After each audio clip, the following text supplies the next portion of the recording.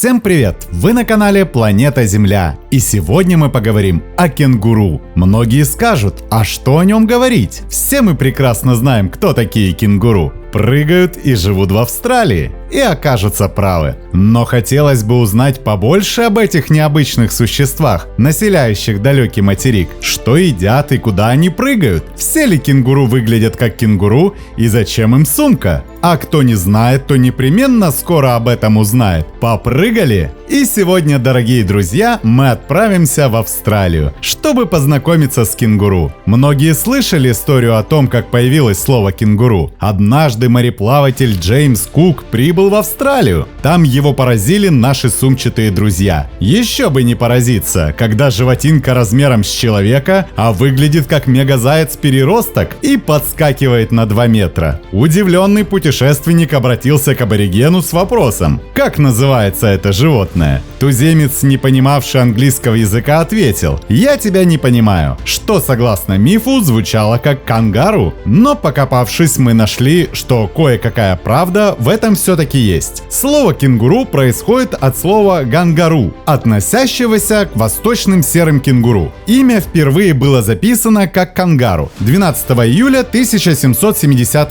года в записи в дневнике сэра Джозефа Бэнкса. Это произошло на месте современного Куктауна, где судно Endeavour под командованием лейтенанта Джеймса Кука было выброшено на берег почти на 7 недель, чтобы восстановить ущерб, нанесенным Большим барьерным рифом. И Кук действительно впервые упомянул кенгуру в своей дневниковой записи. Так вот, антрополог Уолтер Рот пытался исправить эту легенду еще в 1898 году, но мало кто обратил на это внимание до 1972 года, когда лингвист Джон Хевиленд в своем исследовании с народом Куугу и Митер смог подтвердить, что кангару относится к редкому крупному виду кенгуру темного цвета. Миф развеян, и мы переходим непосредственно к кенгуру. И узнаем, что кенгуру, оказывается, это целое семейство сумчатых млекопитающих, которые по-другому называются макроподы, что означает «большая нога», к которому относится несколько родов. В широком смысле слова термин кенгуру относится ко всем представителям семейства кенгуровых. В узком смысле это название применяется по отношению к наиболее крупным представителям семейства, тогда как самые мелкие называются валаби, а кенгуровые средних размеров – валару. Также есть древесные кенгуру. И как выглядит семейство, обязательно нужно показать, а вам на это посмотреть. Это рыжий кенгуру, восточный серый кенгуру, западный серый кенгуру,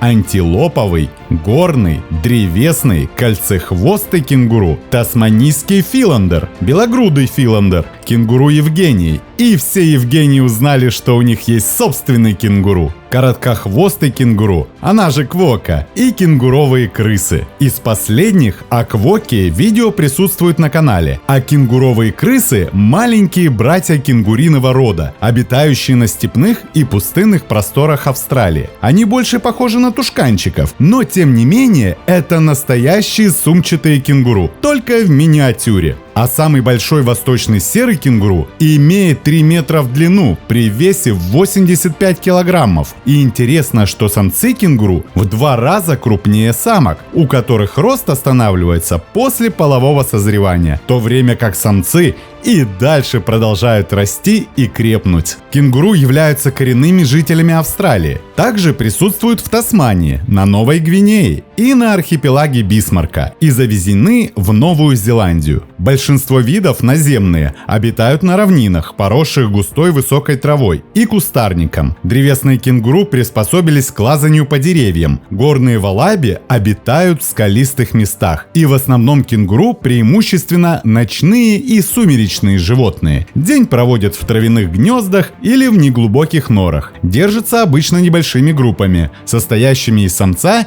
и нескольких нескольких самок с их подрастающими детенышами. На зиму кенгуру не впадают в спячку, они впадают в скачку и скачут всю зиму, да и летом они не теряют темп. У кенгуру есть передние конечности, кенгуруки, и большие задние, как бы ноги, и третья как бы нога, но не нога, а хвост. И хвост они используют в различных условиях. Например, в случае драки со своими конкурентами они опираются на хвост, как на еще одну лапу. Перемещаясь по местности, они зачастую используют хвост как в качестве руля, так и в качестве опоры. К тому же хвост помогает животному не терять равновесие. А во время отдыха они садятся на задние лапы. Тело при этом держат вертикально и опираются на что? Правильно, на хвост. И получается хвост как удобная табуретка. А если захочется прилечь, они ложатся на бок и опираются на передние конечности. А если, не дай бог, опасность, а мы тут лежим, кенгуру-самцы, кто попроворнее, встают и изо всех сил бьют задними ногами по поверхности земли, чтобы передать этот сигнал своим сородичам. И сородичи, имея все как один прекрасно развитые немаленькие ушки, упрыгивают вдаль. Только вы их и видели. Кроме такого способа передачи информации, кенгуру общаются между собой особыми видами звуков в виде хрюканья, чихания, щелканья и шипения. Да, кенгуру передвигаются прыжками при помощи своих сильных задних лап. С использованием этих самых прыжков большие кенгуру могут запросто передвигаться со скоростью до 60 км в час, совершая при этом прыжки длиной до 12 метров. На такой скорости они не только спасаются от врагов, но и порой перемахивают через 3-метровые заборы и даже австралийские шоссе. Интересно, все кенгуру, прыгая, осознают, что будет через 12 метров после каждого прыжка? По сути, они не только прыгуны, но, мне кажется, еще и большие везуны. И к тому же они еще и хорошие пловцы. В воде они также нередко спасаются от врагов. Причем, если враг попытается отправиться в водную стихию за кенгуру, то это для него может быть очень опрометчивый шаг. Кенгуру при помощи передних развитых лап может легко потопить наглеца. Кроме хорошего обоняния и неплохого зрения, у них очень интересные зубы. Из-за своих травоядных привычек у кенгуру развились специализированные зубы, которые редко встречаются среди млекопитающих. Его резцы срезают траву, а коренные зубы измельчают. Поскольку две стороны нижней челюсти не соединены и не слиты вместе, нижние резцы находятся дальше друг от друга, что дает кенгуру более широкий прикус. Со временем зубы кенгуру стачиваются и фактически перемещаются во рту. И прежде чем в конечном итоге выпадут, они будут заменены новыми зубами, которые вырастут сзади. Этот процесс известен как полифеодонтия и среди других млекопитающих встречается только у слонов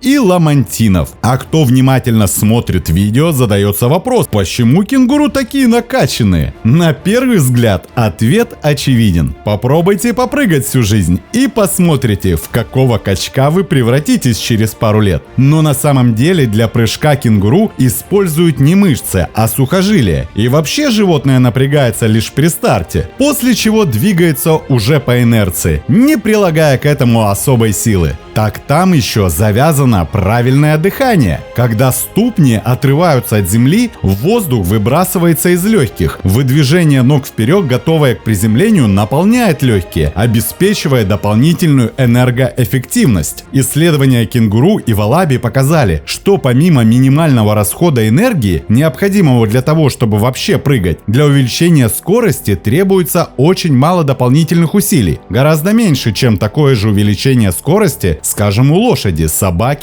или двуногого человека. И для кенгуру основным преимуществом прыжков является не только скорость, позволяющая убежать от хищников. Максимальная скорость кенгуру не выше, чем у четвероногого животного такого же размера, а экономия энергии вкупе с длиной прыжка. Плюс это помогает кенгуру преодолевать большие расстояния с умеренно высокой скоростью в поисках источника пищи. Не забываем, что вокруг в основном пустынная местность, и это также имеет имеет решающее значение для выживания. К тому же, если вы заметили, своими рельефными формами могут похвастать лишь самцы. Самки выглядят более обтекаемо. И не мудрено, ведь парни устраивают за гаремой из барышень настоящие боксерские поединки, в которых лапы, как верхние, так и нижние, это главное оружие. Гарем из самок в результате очевидно получает самый сильный самец кенгуру. Самый сильный чаще всего и самые мускулистые. А это значит, что такие крутые мышцы эволюционно подкреплены. Где обитают эти качки, мы уже знаем. А что они кушают? Наверняка нужна особая белковая диета, как, например, у культуристов, ну или в рационе должно быть мясо или яйца. Куда же без этого? Но нет, они никакие не хищники. Там это место занято динго и тасманийским дьяволом. Кенгуру исключительно травоядные животные и питаются в основном молодой растительностью, а кто побольше, может перекусить и кустарниковой зеленью. Образ жизни кенгуру отличается в зависимости от вида. Например, мелкие кенгуру ведут одиночный образ жизни, за исключением самок с детьми, которые создают семью, но только до момента, пока маленькие кенгуру не вырастут. А вот крупные виды кенгуру, наоборот, являются стадными животными, порой образующими небольшие стада. Впрочем, членство в таком стаде свободное, и животные могут запросто его покидать и вновь присоединяться. Любопытно, что особи определенного возраста стремятся жить вместе. Ну и, конечно же, одни из самых причудливых зверей на планете появляются на свет соответственно. Тут мы подобрались к теме, для чего же все-таки кенгуру-сумка. Причем сумка есть только у мам. Малыши рождаются, будучи еще эмбрионами. Чтобы выжить, слаборазвитый червячок преодолевает нелегкий путь к сумке. Если кенгуренок сорвался, спасать его не станут. Да и как его спасти? Даже если мать захочет поднять свое дитятко, она попросту раздавит его своими лапками, потому что размером он с фасолинку. Ну а если кроха добралась до сумки успешно, что происходит в большинстве случаев, он прикрепляется к мамкиному сосцу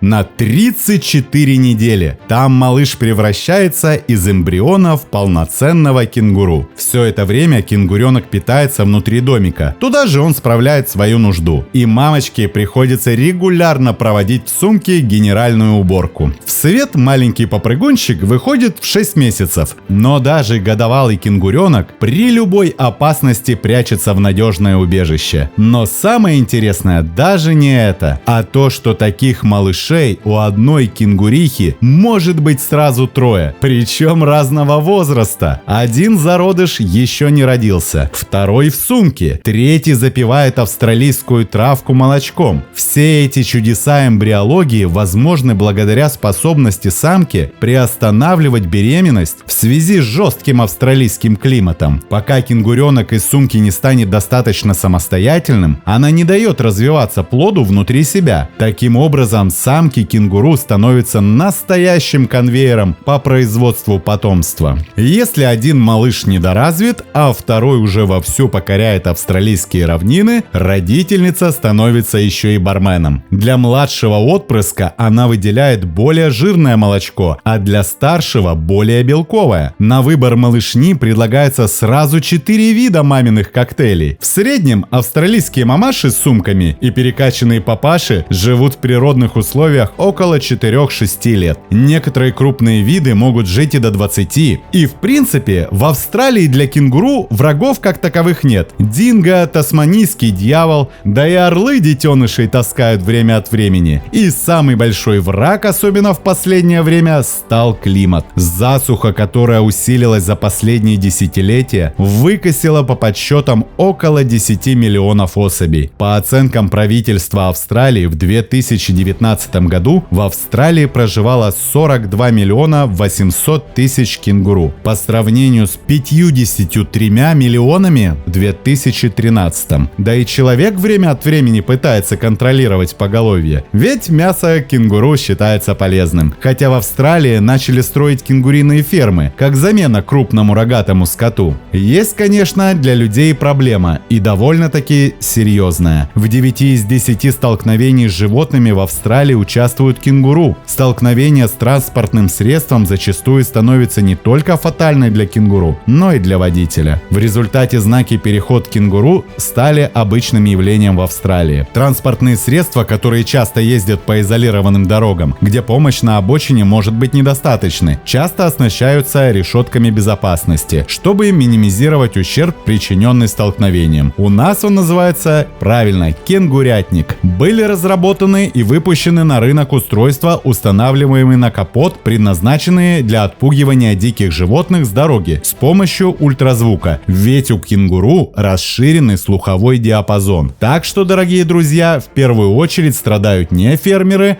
а, как правило, автолюбители. У нас от лосей, а у австралийцев от кенгуру. Но все-таки, в отличие от многих более мелких сумчатых, в том числе и небольших кенгуру, большие виды кенгуру хорошо себя чувствовали с момента заселения европейцами. Европейские поселенцы вырубили леса, чтобы создать обширные пастбища для выпаса овец и крупного рогатого скота. Добавили точки водопоя в засушливых районах и существенно сократили количество динго. Все это только сыграло на руку нашим попрыгунчикам. Да и плодятся наши друзья довольно хорошо. И в ближайшее время вымирание крупным кенгуру пока не грозит. Да и австралийцы уважают кенгуру, не считая, конечно же, фермеров, которые недолюбливают прыгающих поедателей урожая. Кенгуру является символом Австралии и присутствует на австралийском гербе и на некоторых валютах страны, и используется некоторыми известными австралийскими организациями, включая Королевские австралийские военно-воздушные силы. Кенгуру очень важен как для австралийской культуры, так и для национального имиджа, а для нас они всегда остаются интересными и необычными прыгунами, о которых мы узнали много интересного. Смотрим, слушаем, записываем, подписываемся, не забываем ставить лайки и делиться этим видео с друзьями. Это очень помогает продвижению. С вами был канал Планета Земля.